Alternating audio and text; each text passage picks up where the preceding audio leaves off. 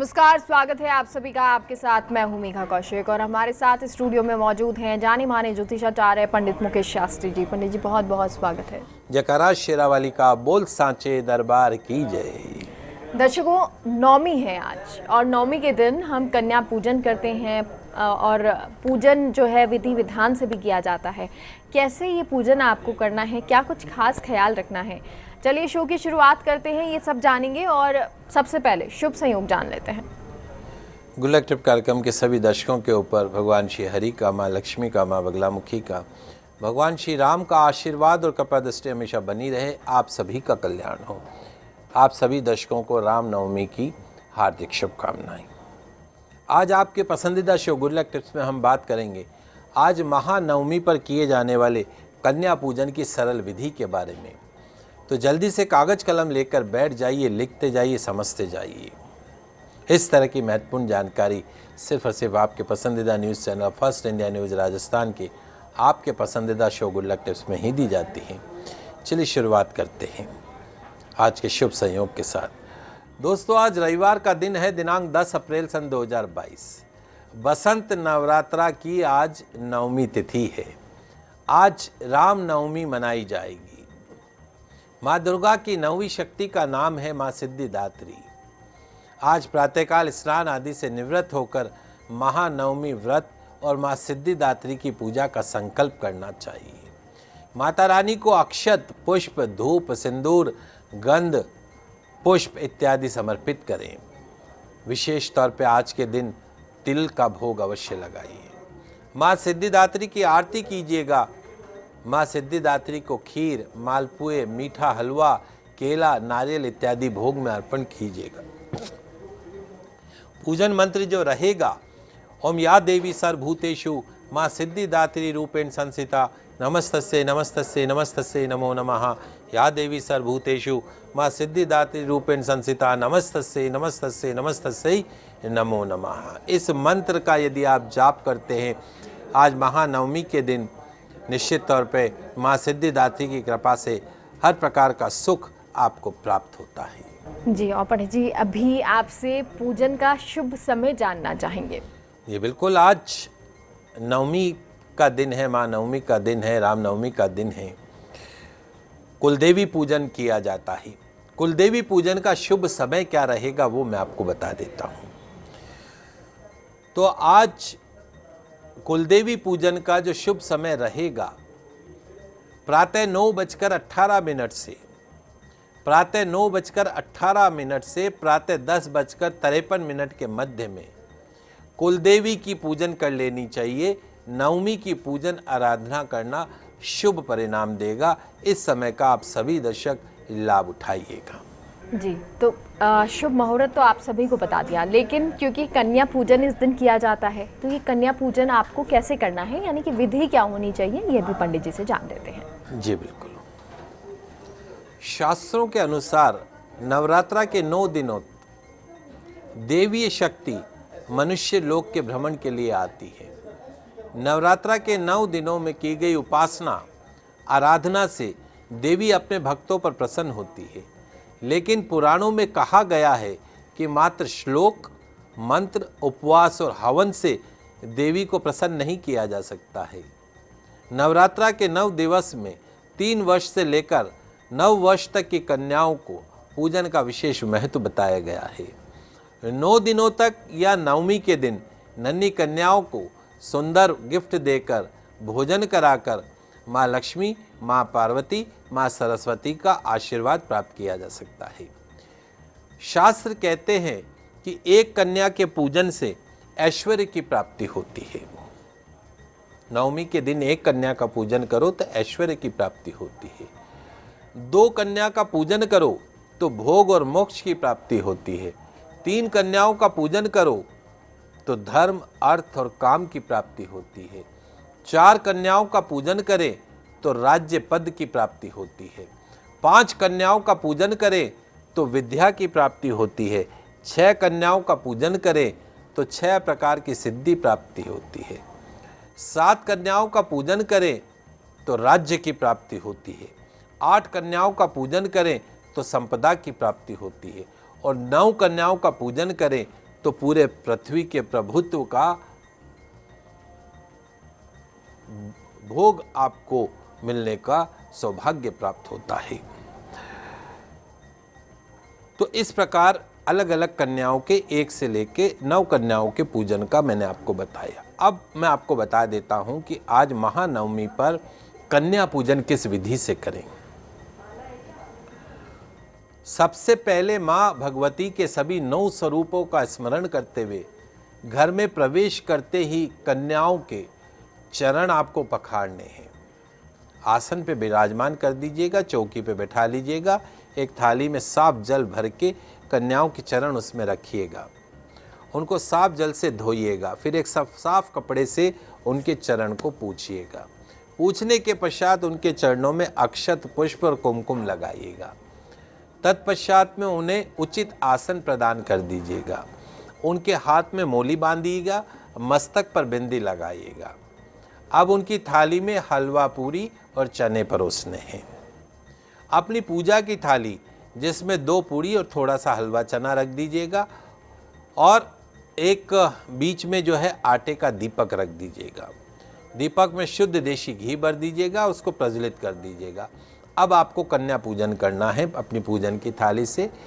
ओम कुमारिये नमः, ओम कुमारिये नमः, ओम कुमारिये नमः, ओम कुमारिये नमः, इस मंत्र से कन्याओं का पूजन करना है, पंचोपचार पूजन करना है।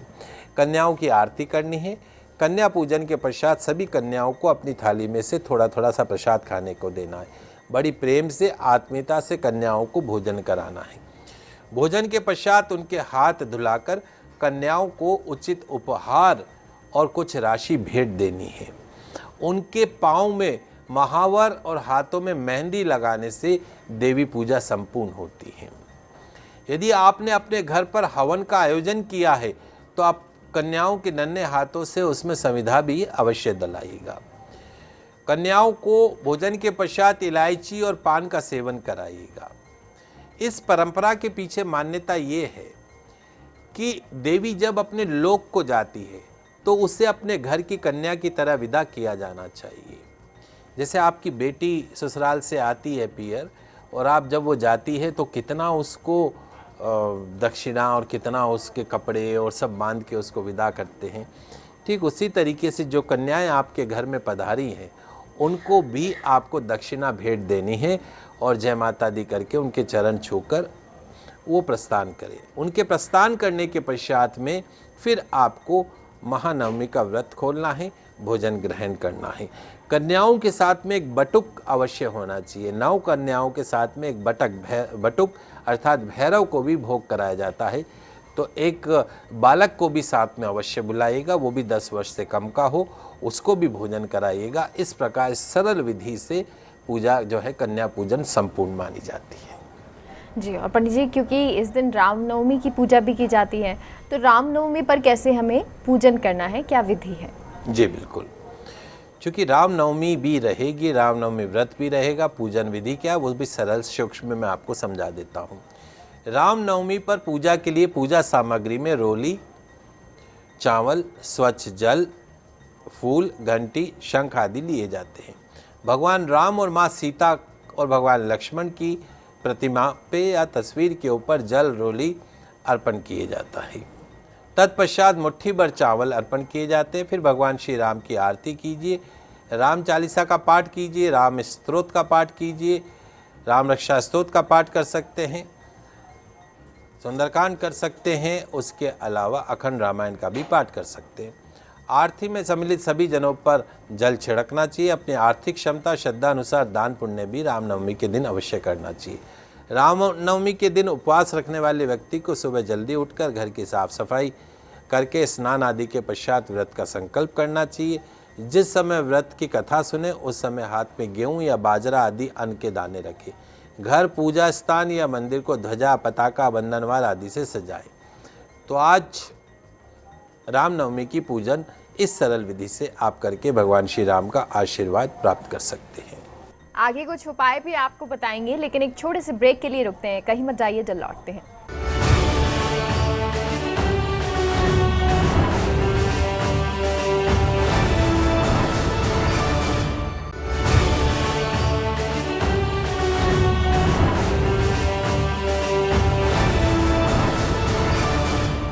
ब्रेक के बाद एक बार फिर से आप सभी का स्वागत है। तो कन्या पूजन विधि क्या है, कैसे आपको करनी है, ये पंडित जी ने बता दिया, लेकिन कुछ उपाय जो आप आज के दिन कर सकते हैं वो भी जानते हैं। जी आइए, आज नवमी विशेष नवरात्र राशिफल में मैं आपको बताने जा रहा हूँ कैसे आप माँ की आराधना करके दूर कर सकते हैं आपके विवाह में आ रही, नौकरी में आ रही, तरक्की में आ रही रुकावटों को, हर्डल्स को, बाधाओं को दूर। चलिए शुरुआत करते हैं। मेष राशि वाले जो हमारे दर्शक हैं, अगर आप सिंगल हैं और अपना जीवन साथी तलाश रहे हैं तो उसकी तलाश अब माँ की कृपा से पूरी होने वाली है। कैरियर में बेहतरी होगी, इनकम बढ़ती हुई दिखाई देगी, खूब धन कमाएंगे। आप अपनी तरक्की को देखकर खूब खुश होंगे, लाइफ को एंजॉय करेंगे। पश्चिम दिशा की तरफ मुख करके बाधा निवारण मंत्र 24 बार रोज पढ़ना है। मंत्र मैं आपको आगे बताऊंगा। वृषभ राशि वाले जो हमारे दर्शक हैं, कारोबार में आ रही समस्याएं दूर होंगी, आपके बिजनेस में भारी लाभ होने वाला है। आप लोगों के लिए समय बहुत अच्छा है, जीवन पूरी तरीके से बाधा मुक्त रहेगा, सभी क्षेत्र निर्बाध रहेंगे, लेकिन फिर भी आपको बाधा निवारण मंत्र 21 बार रोज पढ़ना है। हर्डल लेस लाइफ आपको मिलेगी। मिथुन राशि की बात करते हैं। मिथुन राशि वाले जो हमारे दर्शक हैं, आपके लिए समय कुछ ठीक नहीं है। आने वाले 2 महीने मुश्किलातों से भरे हो सकते हैं, हर काम में बाधा आएगी। बच्चों को, पढ़ने वाले बच्चों को विद्या प्राप्ति में दिक्कत आ सकती है। Don't get to be overconfident, घबराइएगा मत, धैर्य रखिएगा, सूझबूझ से काम लीजिएगा। बाधा निवारण मंत्र रोज 11 बार पढ़िएगा। हर तरह की बाधा, हर तरह की अड़चन, हर तरह की रुकावट स्वतः ही दूर होगी। जी, और कर्क सिंह कन्या अब आपके लिए भी जान लेते हैं। जी आइए जान लेते हैं कर्क राशि वाले जितने हमारे दर्शक हैं, आप लोगों की राह में थोड़ी मुश्किलातें आएंगी। कैरियर के मामलों में हर्डल्स का, बाधाओं का सामना करना पड़ेगा। आपको अपने गुस्से पर कंट्रोल करना होगा। घर का वातावरण बिगड़ सकता है। किसी भी तरह के क्लेश को अवॉइड करने का प्रयास कीजिएगा। बाधा निवारण मंत्र जो मैं आपको बताऊंगा रोज 26 बार पढ़िएगा। आपके जीवन के अंदर हर तरह की हर्डल दूर होगी। बात करते हैं सिंह राशि की। सिंह राशि वाले जो हमारे दर्शक हैं, विद्यार्थियों का समय पर स्पेशली बहुत अनुकूल है। जो भी आप एक बार पढ़ेंगे वो आपको कंठस्थ हो जाएगा। इस महीने के अंत तक कारोबार और कैरियर संबंधी समस्याओं का निवारण हो जाएगा। माँ दुर्गा की पूजा और दर्शन से सभी परेशानियां दूर होंगी। उत्तर दिशा की तरफ मुख करके 32 बार रोज बाधा निवारण मंत्र पढ़िएगा। हर तरह की सफलता आपके कदमों को चूमेगी। बात कर लेते हैं कन्या राशि की। कन्या राशि वाले जो हमारे दर्शक हैं, आपके लिए समय अच्छा रहेगा। जीवन पूरी तरीके से बाधा मुक्त रहेगा। माँ की कृपा से इस समय आपकी 5 उंगलियां घी में डूबी रहेंगी। अच्छा फायदा होगा। माता की विशेष कृपा है, लेकिन बाधा निवारण मंत्र करना मत भूलिएगा। पूर्व दिशा की तरफ मुख करके 24 बार मंत्र प्रतिदिन पढ़िएगा। बाधा मुक्त जीवन आपको प्राप्त होगा। जी, और तुला, वृश्चिक, धनु आपके लिए भी जानते हैं, साथ ही साथ मकर, कुंभ, मीन आपके लिए भी जानते हैं कि आपको क्या करना है। जी बिल्कुल, आइए बात करते हैं तुला राशि की। तुला राशि वाले जो हमारे दर्शक हैं, बहुत समय से विदेश यात्रा के लिए यदि आप प्रयास कर रहे हैं तो थोड़ी सी और मेहनत आपको सफलता दिलाएगी। विदेश यात्रा आपकी होने वाली है। जो भी ग्रह बाधाएं हैं माँ की कृपा से समाप्त होने वाली है, लेकिन बाधा निवारण मंत्र 27 बार रोज पढ़ना है। विदेश यात्रा का सौभाग्य आपको प्राप्त होगा। वृश्चिक राशि, आप अपनी सेहत का ध्यान रखिएगा। अगर आप लोहे या कोयले के बिजनेस में हैं या प्लास्टिक से जुड़ा कोई काम करते हैं तो इस साल आपको बिजनेस बढ़ाने का मौका मिल सकता है, लेकिन बाधा निवारण मंत्र पश्चिम दिशा की तरफ मुख करके 41 बार आपको रोज पढ़ना है। सफलता आपके कदमों को चूमेगी। बात करते हैं धनु राशि की। अच्छा वक्त शुरू हो रहा है। संतान पक्ष से आ रही सभी हर्डल्स, बाधाएं दूर होंगी। सिर्फ इतना ही नहीं, जीवन के हर क्षेत्र से बाधाओं, मुश्किलातों का अंत होगा। जिस क्षेत्र की तरफ बढ़ेंगे सफलता आपके कदमों को चूमेगी, लेकिन माँ को भूलिएगा मत। बाधा निवारण मंत्र पश्चिम दिशा की तरफ मुख करके 54 बार रोज पढ़िएगा। सफलता आपके कदमों को चूमेगी। बात करते हैं मकर राशि की। मकर राशि वाले जो हमारे दर्शक हैं, आपको थोड़ी बहुत परेशानियों का सामना करना पड़ सकता है। आगे चलकर फाइनेंशियल क्राइसिस भी हो सकते हैं, लेकिन जमकर मेहनत कीजिए, आपकी मेहनत भी रंग लाएगी। समस्या खुद ब खुद हल हो जाएंगी। बाधा निवारण मंत्र 21 बार रोज पढ़िएगा, ईशान दिशा की तरफ मुख करके। बात करते हैं कुंभ राशि की। कुंभ राशि वाले जो हमारे दर्शक हैं, लंबे समय से चली आ रही समस्याएं खत्म होंगी। थोड़ी बहुत बाधाएं जो हैं जिन पर आप आसानी से विजय प्राप्त कर सकते हैं। घर के सदस्यों में आपस में प्रेम बढ़ेगा, जीवन सुखमय होगा। बाधा निवारण मंत्र 27 बार रोज पढ़ना है, ध्यान रखिएगा। मीन राशि, आने वाले महीने बाधा मुक्त होंगे। बच्चों को आने वाली जो भी एग्जामिनेशन है, कंपटीशंस हैं, उनमें सफलता मिलने के पूरे योग बनते हैं। आप लोगों के लिए, महिलाओं के लिए विशेष तौर पे जीवन में बाहर आने वाली है। बाधा निवारण मंत्र को अपने जीवन का हिस्सा बना लीजिए। 25 बार रोज पढ़ना है, निश्चित तौर पे हर तरह की बाधा, हर्डल दूर होंगी। जी, और जिस बाधा निवारण मंत्र की पंडित जी आप लगातार बात कर रहे हैं, जो हर राशि के लिए आप बता रहे हैं, वो बाधा निवारण मंत्र कौन सा है? जी बिल्कुल, आइए जान लेते हैं उस बाधा निवारण मंत्र को। हर्डल्स को दूर करने वाला बड़ा ही चमत्कारिक मंत्र है, अपने जीवन का हिस्सा बनाइए। ओम सर्व बाधा विनर्मुक्तो धनधान्य सुतान्वित मनुष्यो मत प्रसादेन भविष्यति न संशय। ओम सर्व बाधा विनर्मुक्तो धनधान्य सुतान्वित मनुष्यो मत प्रसादेन भविष्यति न संशय। ओम सर्व बाधा विनर्मुक्तो धनधान्य सुतान्वित मनुष्यो मत प्रसादेन भविष्यति न संशय। इस मंत्र को अपने जीवन का हिस्सा बनाइए। हर्डल्स, बाधाएं, रुकावटें आपके जीवन से, आपके कैरियर से कोसों दूर भागेंगी। जी, क्योंकि पंडित जी कई उपाय होते हैं वो, क्योंकि बहुत सारी बाधाएं आती हैं, हर क्षेत्र में बाधा आती है, चाहे वो शादी हो, विवाह हो, चाहे वो करियर हो, चाहे फिर वो कोई और चीज़ें हों, व्यापार हो, तमाम चीज़ों को लेकर बहुत सारी बाधाएं रहती है। तो उनके लिए उपाय क्या है? जी बिल्कुल, आइए। आज के समय में एक बहुत बड़ी समस्या है। हमारे बहुत सारे पेरेंट्स और परेशान रहते हैं कि उनके बच्चों का विवाह नहीं हो रहा है। प्रयास तो बहुत करते हैं, कहीं कुंडली नहीं मिलती है, तो कहीं विचार नहीं मिलते हैं, तो कहीं शक्ल सूरत समझ में नहीं आती है। तो आपके या आपके बच्चों के विवाह में आने वाली रुकावट को, बाधा को दूर करने के लिए एक विशेष उपाय आज रामनवमी के दिन, महानवमी के दिन 36 लौंग ले लीजिएगा। 36 लौंग, 6 कपूर के टुकड़े, हल्दी और चावल मिलाकर माँ दुर्गा को नवाण मंत्र ओम ऐं ह्रीं क्लीं चामुंडाय विच्चे, इस मंत्र से आहुतियाँ दीजिएगा।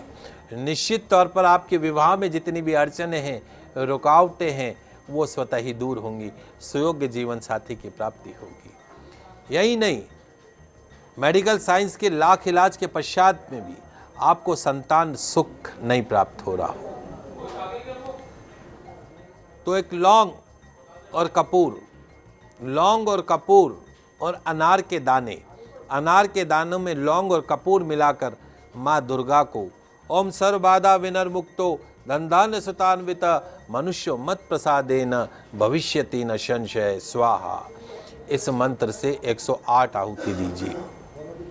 निश्चित तौर पर वर्षों से सुनी जो आपकी गोद है वो भी संतान की किलकारियों से गूंजने लगेगी।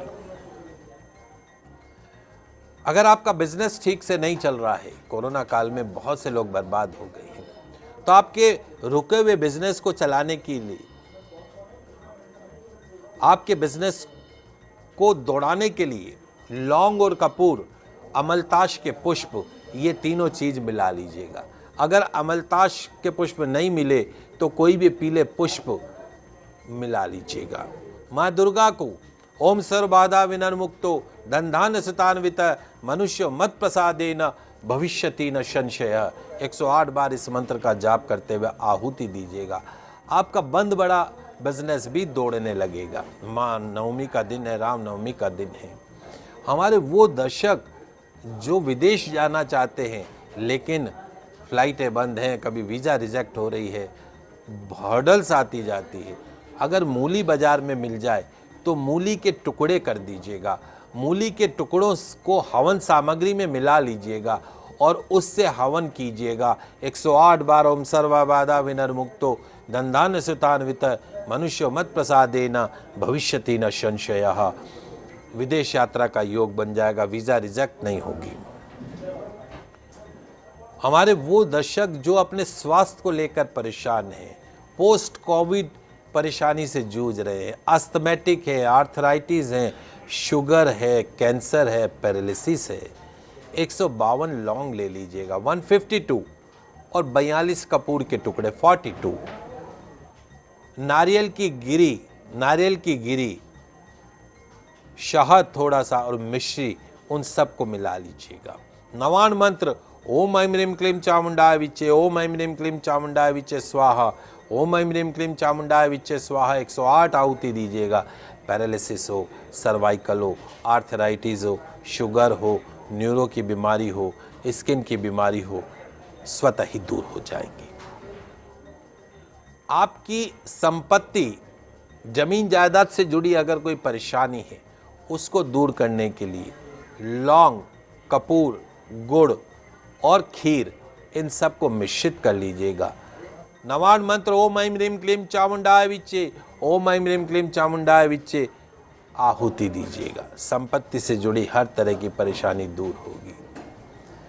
अगर आप भूत प्रेत के साए में हैं, तंत्र मंत्र टोना टोटका आपका पीछा नहीं छोड़ता है, आपको लगता है कि आपके ऊपर कोई ऊपरी हवा का असर हो गया है, तो 152 लौंग लीजिएगा, 152, 42 टुकड़े कपूर के लेकर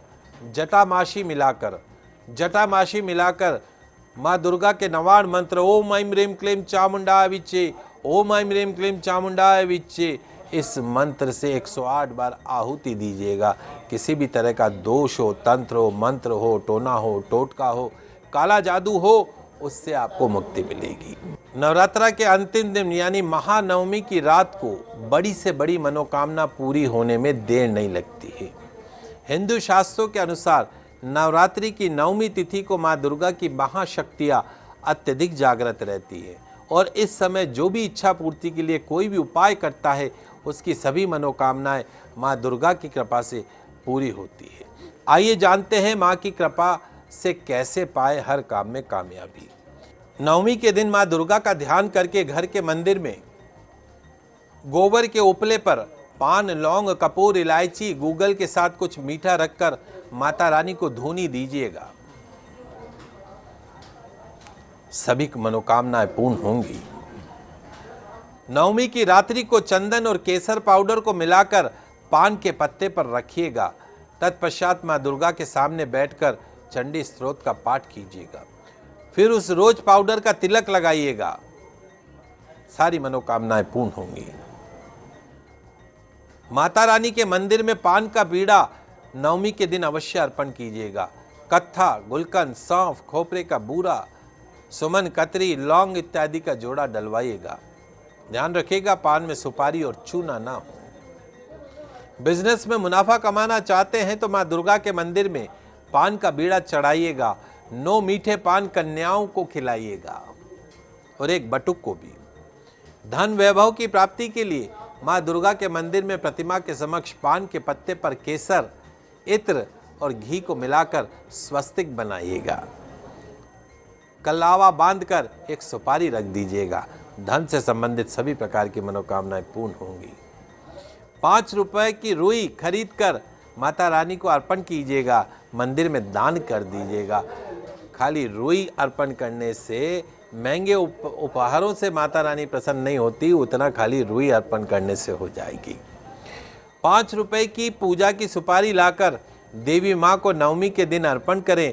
प्रसन्न होकर अपना आशीर्वाद आपके ऊपर प्रदान करेगी। ताजा नए पान लाकर उस पर 1 रुपए का सिक्का रखकर माँ भवानी के समक्ष रखिएगा। अगर आप महंगे प्रसाद माताजी को नहीं चढ़ा सकते हैं तो 5 रुपए का गुड़ लाकर पूरे भक्ति भाव से देवी के समक्ष रख दीजिएगा। आपको शुभ आशीर्वाद रामनवमी के दिन अवश्य प्राप्त होगा। जी, तो पंडित जी इतनी सारी जानकारी आपने हमें दी, बहुत बहुत शुक्रिया। आप सभी दर्शकों को पुनः एक बार रामनवमी की हार्दिक शुभकामनाएं। जयकारा शेरावाली का बोल सांचे दरबार की जय। तो फिलहाल के लिए हमारे खास शो में इतना ही। देखते रहिए फर्स्ट इंडिया न्यूज़। नमस्कार।